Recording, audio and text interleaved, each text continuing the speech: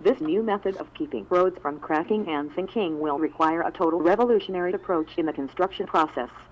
Using the power of electricity, it is now possible to encompass concrete blocks with induced electromotive fields. This would reflect unwanted vibration strains created by the automobile.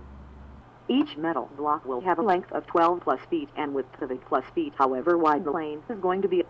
The borders of the square or rectangle will be composed of iron bar 4 rails 2-inch width, 8-inch height with a diagonal bar in the middle, welded together, as this metal produces the highest yield of electromotance when electrified.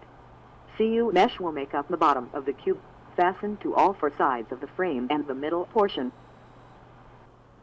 The solenoid container must be formed.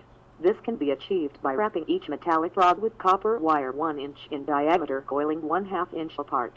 The middle bar will run and be wired according to these connections.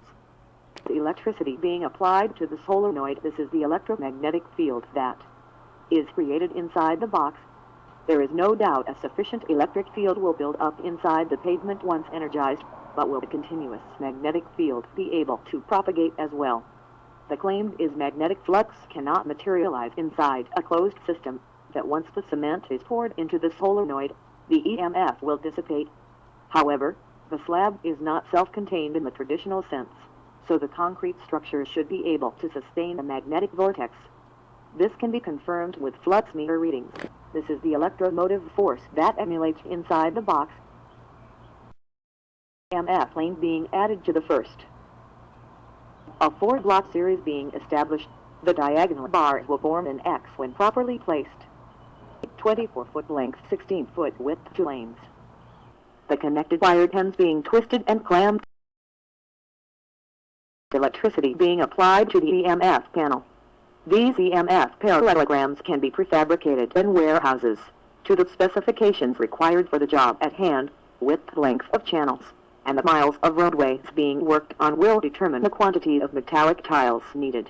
The magnetic containers can be powered using the street utility grid or solar road panels. Crumbling infrastructure is a frequent problem in low-lying areas like New Orleans. 100 yards of land is lost to the Gulf every hour. Magnetizing is the only method of reversing this effect. The first step to EMF upgrades would be a complete excavation of city streets. The second step would be to layer the excavated dirt road with impermeable bonded metallic foil. This multi-coated material is comprised of a flexible woven ceramic fabric and thin wire mesh. It will have to cover the entire bottom and sides of the path, fastened with L-shaped pins overlapping the ends. It is important to keep this sheet dry, so if rain is forecasted, cloak it with plastic. The third step is installing the roads with these magnetic chambers, connecting the units to one another and surfacing the external plugs, then testing the boxes for constant voltage. The fourth step is pouring in the cement. This concrete will have an extra additive of iron that's 1/2 inch in diameter to further strengthen the bond and prevent surface cracking.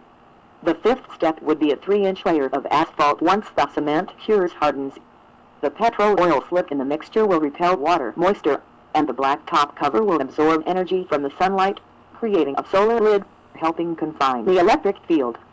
Until this step is completed, keep the pavement dry. Corrosion will hamper the current. The final step is tiling the fresh pavement with solar road panels, then connecting each solenoid sequence to this power source. The sun would electrify the streets. The streets would become illuminated with decals and graphics.